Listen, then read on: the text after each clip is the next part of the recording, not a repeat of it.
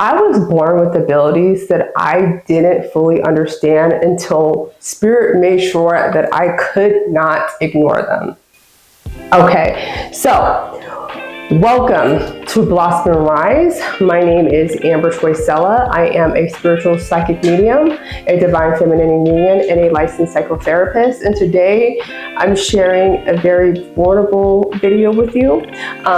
It's my journey as a medium.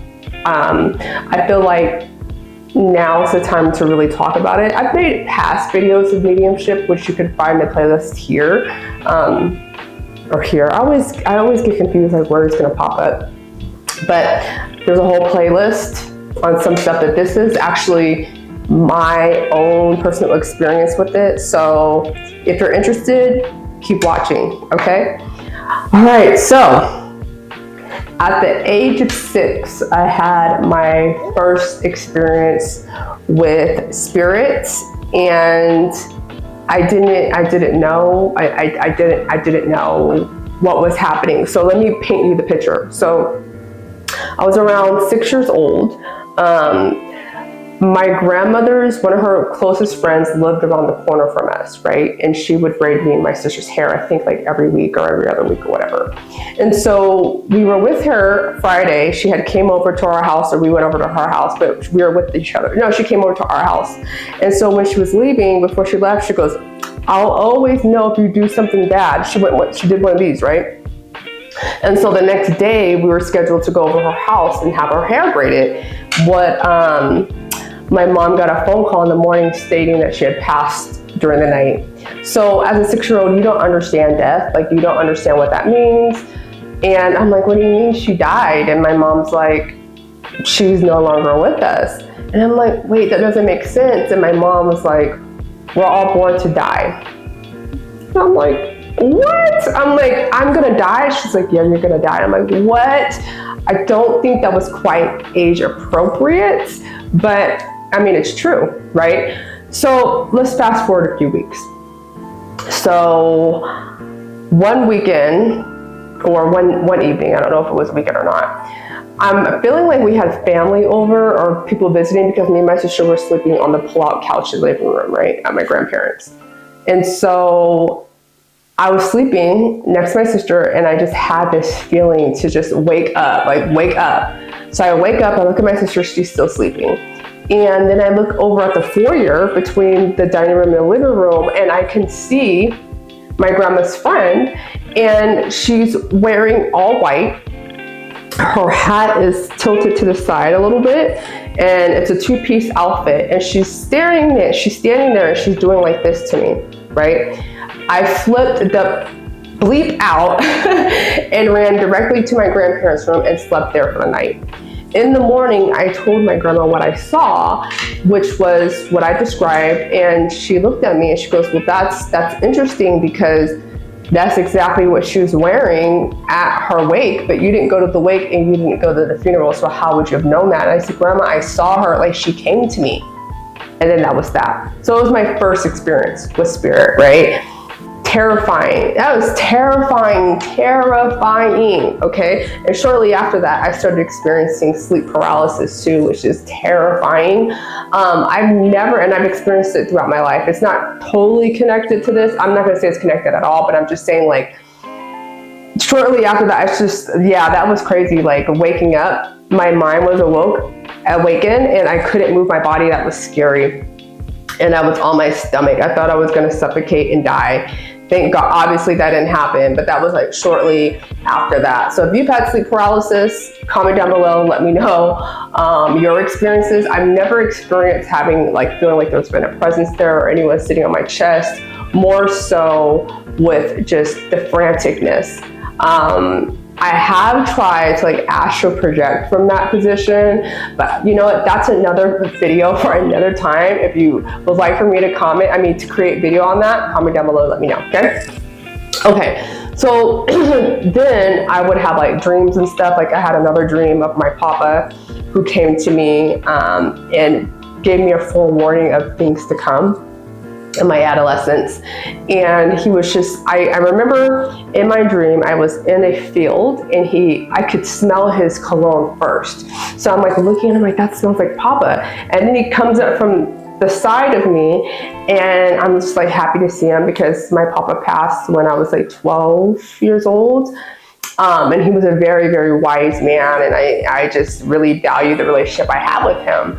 And he came to me and he just said, you know, this is not fair. This is not fair what's getting ready to happen, but this is going to have to happen, right? And so I feel like in hindsight, he was preparing me for my mother's mental health crisis that happened, that I had to be the forefront of as an adolescent. So Spirit has been communicating with me throughout my childhood, all right? When I was 16, I'm sorry, not 16, but when I was an adolescent, it scared me. And so I just prayed for it to just go away. I'm like, just go away, just go away, just go away.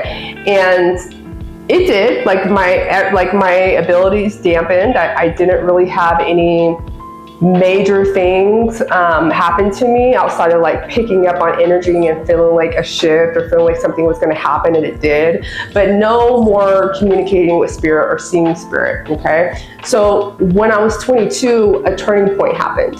So one night I was visiting a friend, a former friend, and I had just got this really dreadful feeling, right? I couldn't place it. It just felt really bad.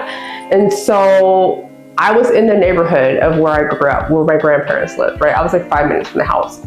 So I call the house and my grandfather answers, which was weird because my grandma would always be the one to answer the phone. And I said, hey, is everything over there okay? Like, what's going on? He's like, yeah, we're fine. We're just getting ready to go to bed. I'm like, okay, cool. So I hang up the phone. We say we love each other. I hang up the phone. And then I realize, like, no, something's going to happen. Like, my grandma's going to call me in the middle of the night. She's going to tell me to come home. And my friend was like, no, like, it's probably going to be okay. It's probably going to be okay. And I'm like, all right. So we go to bed. I wake up at like 2 o'clock in the morning just with the knowing that I was going to get a phone call. I would say maybe 20, 30 minutes later, I did get that phone call from my grandmother asking me to come home because my grandfather fell.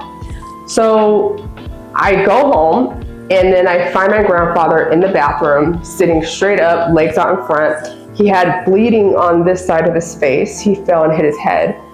And so I said, okay, Grandpa, I'm gonna call 911. And he was like, no, don't do that. I'm not paying for it. And I'm like, you're not gonna pay for it? Are you serious? This is an emergency. So I call anyway, and guess what? He denies to go with them. They're like, well, we can't take him because he's conscious and he's able to make his own decisions. Can you please take him? And I said, yeah. I chuckled and I'm like, okay, let's go. The hospital was about 10 minutes up the road. And while I was going through an intersection, it was a green light. Mind you, this is like 4 o'clock in the morning. It's a green light. There's a car in the left lane that's going to be turning left. So I go through the lane and I get T-boned with this other car. And I just let go of the wheel. I'm like, Jesus, take the wheel. Honestly, I didn't know what to do. I could just hear my grandpa yelling in the passenger seat, scared. And I'm just kind of like, I don't know. I'm just in the mix of things. We end up landing on the side of this cement divider, a billboard type thing. And I check in with him, like, are you all right? He's like, yeah. I grab my phone, hop out the car, and yell at the other driver, like, what are you doing? We were the same age. He wasn't intoxicated. He actually told me that he fell asleep at the wheel. Okay. So I call my grandmother, I call my mom, let them know we're in an accident. We're on the way to the hospital. And so the ambulance come, they take my grandfather. It's just literally up the road at this point. The police take me to the emergency room, and as soon as I hit the ER, I just collapsed because I was in shock when I got out the car, and my body was succumbing to pain. So I didn't have any meds for 2 hours. They would not give me any meds for 2 hours. Really, they didn't want to give me meds until my mom got there, which was ludicrous. I was there for like 4 hours. I got discharged. When I got discharged, I went to go see my grandfather, and my grandfather was conscious, and he kissed me on my forehead, which is something atypical because he was not a lovey-dovey type of person. That was not his love language. But he told me to stop crying, everything was going to be okay. He loved me. I said, I love you too. And that I would be back the next morning or the next day. So fast forward, the next day happens. I call him on the phone, right, to just see how he's doing. No answer. I hang up the phone. Less than 5 minutes later, the phone rings again. It's the hospital, and they're calling my grandmother, and they're letting her know that my grandfather is not waking up. He's not conscious. And when they did a scan, he has a brain bleed. and they wanted to know if my grandma would give consent to surgery. My grandma said absolutely. So long story short, my grandfather passed away 5 days after that car accident. But that was something super significant. And my friend at the time was like, yo, you're psychic. Like, you need to go be with other psychic people. And I was like, yeah, that makes sense. And so I understood that was a prophecy, right? And so I searched up like psychic groups or whatever, and that's where I discovered modern spiritualism, right? Spiritualism became wide known, I guess, in America during like the Fox sisters, it was like 1800s, and then we started doing seances in like the early 1900s, but they had already been doing spiritualism in the UK, okay? So during that time, I started really developing who I was as a therapist, okay? But, I mean, not a therapist, but a medium. But even then, I treated it like a hobby and not a calling, okay? I've been training since I was 21 years old, okay? I was in the process of becoming certified, but then with the pressures of graduate school, I couldn't do it.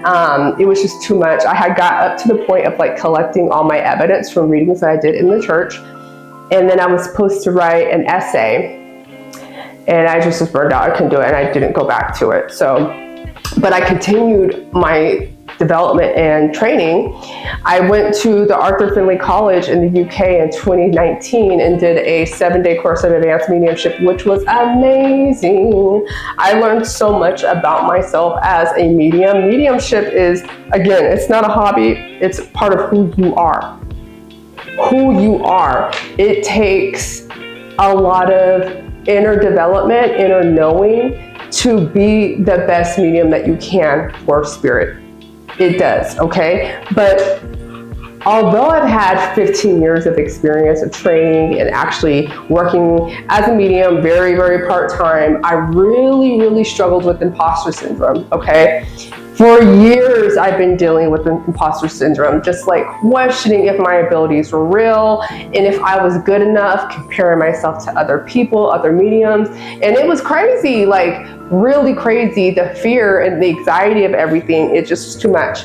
It was too much. I remember one time my partner came with me to a reading. I had done a house reading before, not like at a house, but like a group of people. And so this time I was coming back for 2 people instead of 10 people.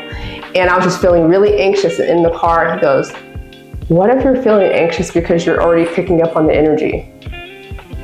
I was like, you're right, that sounds right, you know? I went in, I did the work, and I did really well. But it's just that anxiety aspect beforehand that just really tripped me out.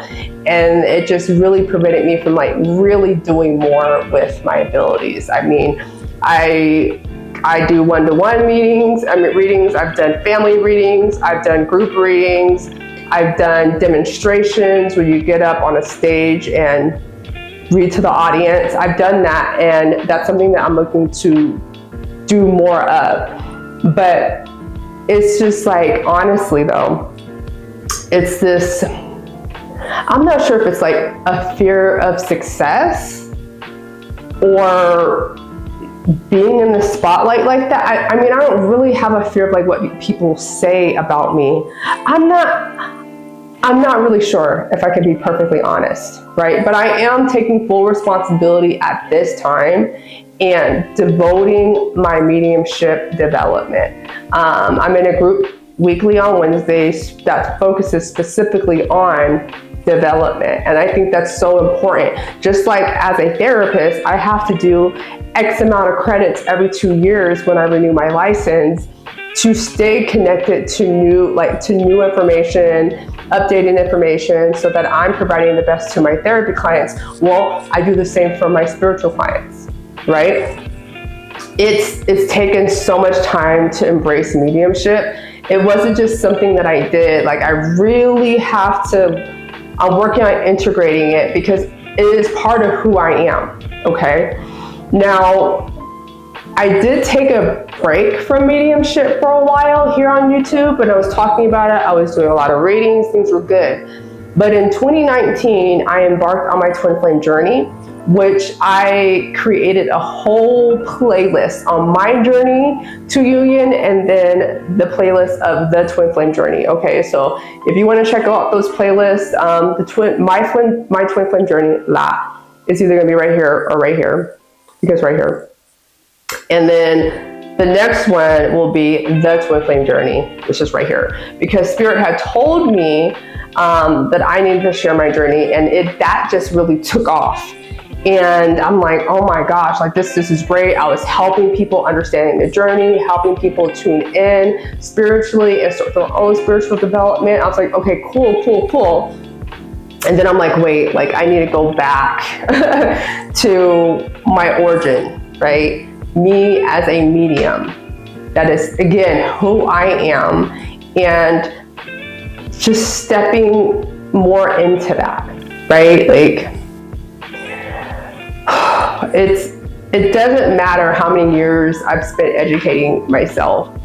It's really being in the power and showing up for myself, because when I show up for myself, I help facilitate healing for the mass collectively, right? I have the abilities that I have to help the collective in their healing process, in their grief process, to help us open up, okay? Help us open up, because we are spiritual beings, right? We're just having this human experience, and it's rough, you know? My spiritual mentor right now, my mediumship mentor, she had said a few weeks ago, like, when you're experiencing anxiety before a reading, it's because Spirit has to begin opening up and like helping you get the energy that you need, because mediums, we have to rise, we have to raise our frequency higher, right? Because Spirit vibrates at a higher frequency. They have to come down for us to even interact with them. And so just taking everything seriously, becoming like, you know, understanding who I am more and more and more. There's never going to be a time in your life where you're ever going to stop growing and learning more depths of who you are. All right. That's really important to me. That's really important to me. Just like helping others on the twin flame journey, I created conscious relationship healing sessions, conscious relationship mentoring sessions. They are healing, but they're mentoring sessions where it's an integrative of spiritual interventions intertwined with therapeutic interventions, because I saw the need for that when I was meeting with people. And so, yeah. But like I said, now it's time for me to really circle back around to my roots as a medium. All right.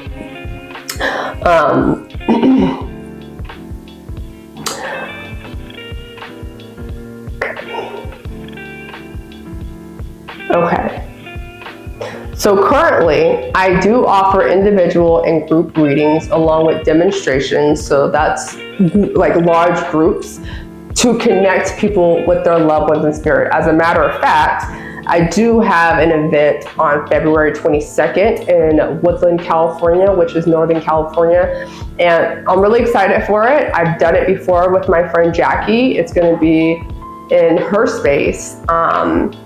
That story was wild too. Like, I'm one of those people that's like, do not reach out to people for a reading. Like, don't say, oh, I felt this about you. That's scammy, right? It is scammy. But with Jackie, I kept seeing her on Instagram and something was like, reach out to her. So I sent her a DM and I'm like, I know this sounds really weird, but I just feel like I'm supposed to talk to you. Like, I feel like there's something I need to share with you. And she was willing. She was willing to meet up with this weird lady on Instagram talking about, I think I need to meet you. And so we met up and I channeled a message for her and she was like, you don't know how important that was for me to hear from my loved one. And from then on, she's always supported me. She's always helped me. she believed in me as a medium more than I believed in myself for many years. But she's the one that was like, I'm gonna tell my clients about you, and you can host an event here. You know, she filled that up, she sold that out for me. That was the last main, what I call an intimate evening with spirit, intimate afternoon with spirit is what it was. That was the last time I did that. That was in 22, because it was, or 23, 22 or 23. And it was just, my anxiety was just too much, and I was too self-critical. It was crazy, but you fight fear by facing it, right? So, you know, whether it's a one-on-one or in a group, spirit always finds a way to deliver the message that is always most needed. And I tell people, look, I can't control who comes in, I can't control what they say, but I will tell you that whatever their message is, just know that it's whatever you need to hear in that moment. And I trust that 100%. Okay, so if you're here with me this long, please comment spirit down below or share some of your own experiences with spirit. Okay, and if you're ready to explore the spirit world with me, please don't forget to subscribe to my channel. Okay, and share the video if you feel like this would be helpful for other people. Okay, subscribe, because we like that. You can also find me on Substack, okay, for deeper dives into spiritual growth, or visit my website, www.blossomandrise.com, for readings and much more, okay? Yes. Also, did you know that Blossom and Rise has a podcast? I don't know why I keep pausing. It's the Blossom and Rise podcast. Tune in for honest conversations about spirituality, healing, and everything in between. You don't want to miss it. It's like one-to-one. Like we're talking, me and you just talking, and I'm just so excited. I'm so excited to be very much intentionally moving into this direction of who I am, right? Spirit brought me here, and I cannot wait to see where this journey takes us next.